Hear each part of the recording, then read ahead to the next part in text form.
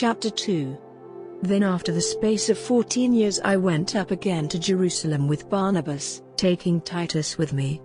And I went up by revelation, and I put before them the good news which I was preaching among the Gentiles, but privately before those who were of good name, so that the work which I was or had been doing might not be without effect. But not even Titus, who was with me, being a Greek, was made to undergo circumcision, and that because of the false brothers let in secretly, who came searching out our free condition which we have in Christ Jesus, so that they might make servants of us, to whom we gave way not even for an hour, so that the true words of the good news might still be with you. But from those who seem to be important, whatever they were has no weight with me. God does not take man's person into account.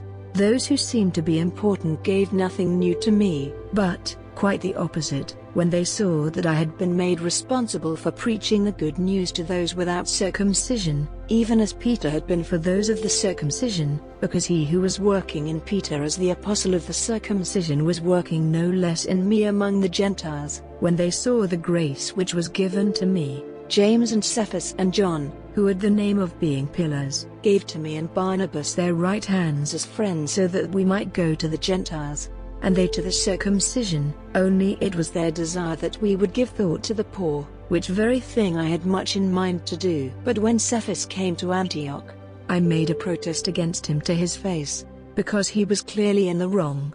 For before certain men came from James, he did take food with the Gentiles, but when they came, he went back and made himself separate, fearing those who were of the circumcision.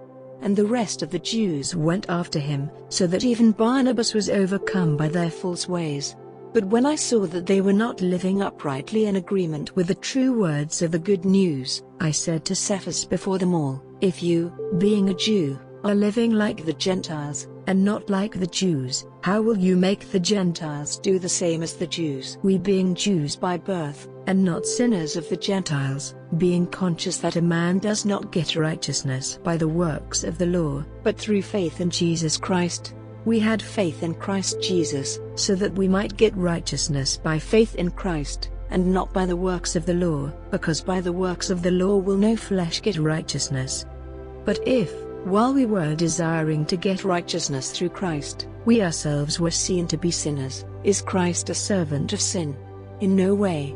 For if I put up again those things which I gave to destruction, I am seen to be a wrongdoer. For I, through the law, have become dead to the law, so that I might be living to God. I have been put to death on the cross with Christ. Still I am living, no longer I, but Christ is living in me. And that life which I now am living in the flesh I am living by faith, the faith of the Son of God, who in love for me, gave himself up for me. I do not make the grace of God of no effect, because if righteousness is through the law, then Christ was put to death for nothing.